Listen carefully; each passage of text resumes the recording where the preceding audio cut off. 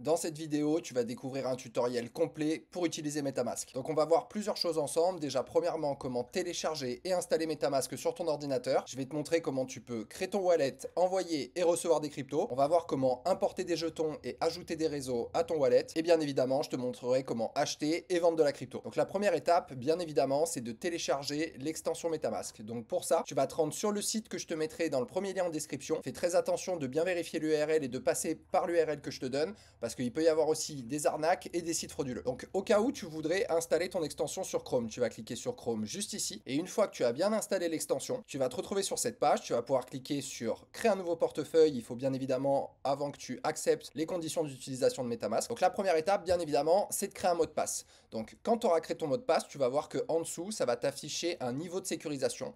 Essaye de toujours être sur robuste et de créer le mot de passe le plus compliqué possible.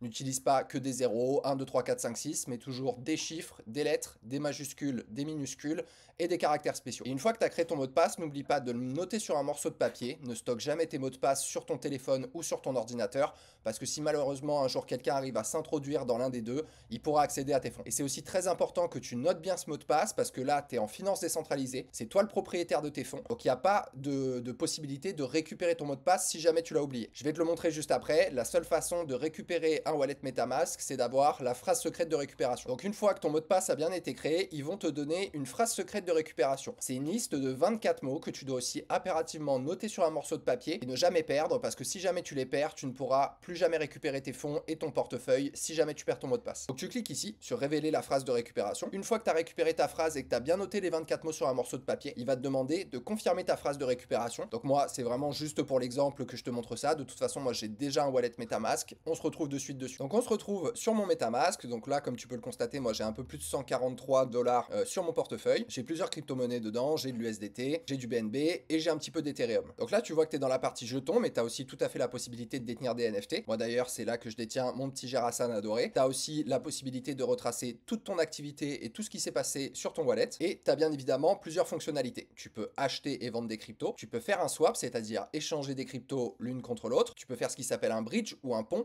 c'est-à-dire passer une crypto d'un réseau à un autre. Et tu peux bien évidemment envoyer et recevoir des cryptos. Donc là, moi, comme tu peux le constater, je suis sur le réseau Ethereum. Ton MetaMask, il est compatible avec plusieurs réseaux possibles. Tu as le réseau Ethereum, qu'on appelle ERC20.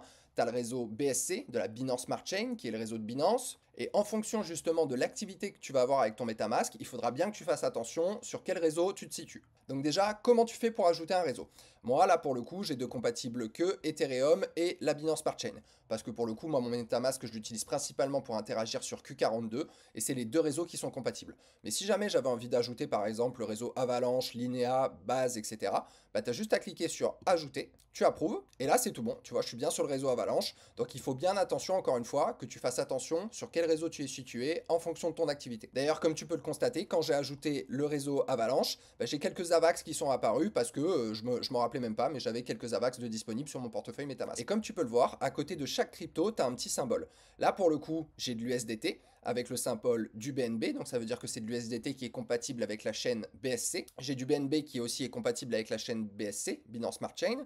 J'ai de l'AVAX compatible avec le réseau Avalanche, et j'ai un petit peu d'Ethereum compatible avec le réseau Ethereum. Donc je te prends un exemple. Imagine que tu veuilles utiliser de l'USDT sur le réseau Ethereum. Bah moi là pour le coup j'ai pas la possibilité de le faire parce que mes USDT ils sont compatibles avec le réseau BSC. Donc dans ce cas-là, si jamais je voulais transformer des USDT de la BSC en des USDT d'Ethereum, j'ai juste à cliquer sur pont, ce qu'on appelle un bridge. Je sélectionne du coup la crypto USDT et je dis que je veux faire une passerelle vers Ethereum. Donc là pour le coup je tape USDT et là vous voyez que j'ai mes USDT qui sont disponibles sur Ethereum. Je sélectionne USDT. Si je veux par exemple mettre, je sais pas, 10 USDT, que je veux les passer du coup du réseau Binance au réseau Ethereum, j'ai juste à rentrer du coup 10 ici.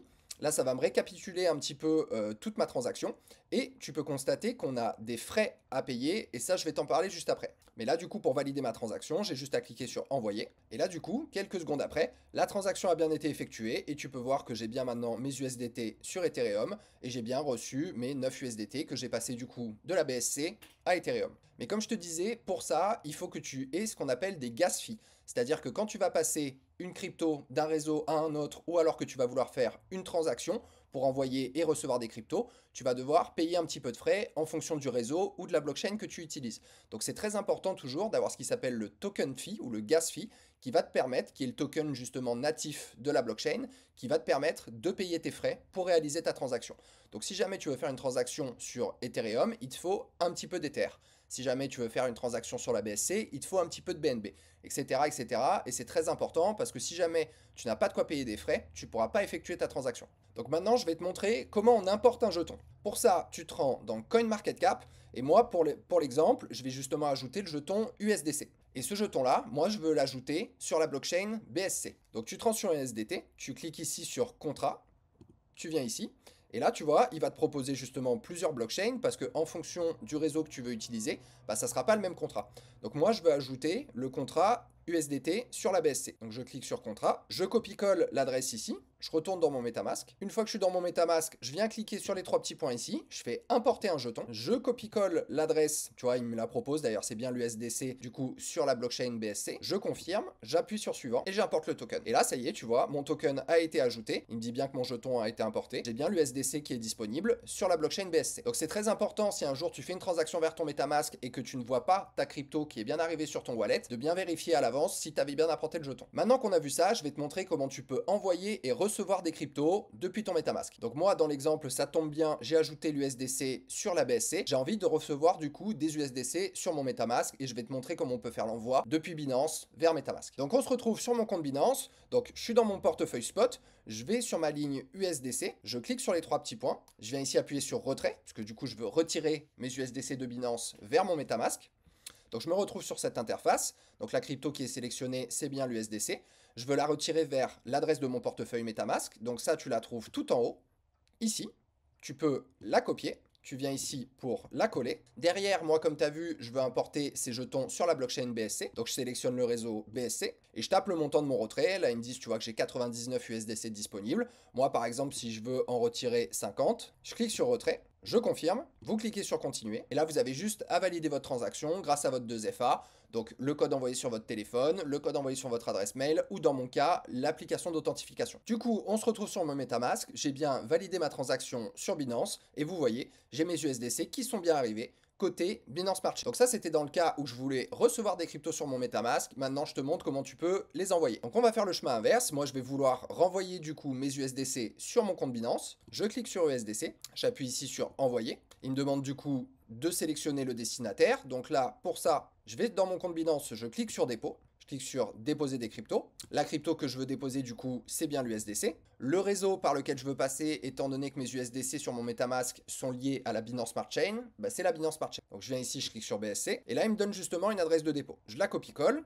je retourne dans mon MetaMask, je la rentre ici et là je veux renvoyer mes 50 USDC. Je clique sur continuer et donc là il me récapitule un petit peu ma transaction. Donc je veux bien faire partir mes USDC depuis mon compte MetaMask vers mon adresse Binance. J'ai le réseau qui est sélectionné qui est bien la BSC. Et là, tu vois, j'ai un petit peu de frais de réseau. Donc ça, si j'avais pas eu de BNB avant pour payer justement ma transaction, j'aurais pas pu confirmer ma transaction. Mais là, j'en ai donc tout est OK. Je clique sur confirmer. Et là, c'est tout bon. Votre transaction est terminée. Et là, pour le coup, si je retourne sur mon MetaMask, donc mes USDC ne sont plus disponibles. Donc là, pour vérifier que mes USDC sont bien arrivés sur Binance, je clique sur déposer. Je choisis USDC et là tu vois dans mes dépôts récents, il me dit bien que j'ai un dépôt de 50 USDC qui est en train d'arriver. Donc maintenant que je t'ai montré comment tu peux envoyer et recevoir des cryptos sur ton MetaMask, je vais te montrer comment tu peux swapper directement tes cryptos. Pour ça, tu te rends sur Swap et là du coup il faut que tu choisisses la crypto que tu veux swapper et contre quoi tu veux la swapper. Donc moi par exemple si j'avais envie de swapper des USDT, que j'avais envie de les swapper, je te dis n'importe quoi contre tiens du AAV, que comme tu as vu j'en avais pas en portefeuille.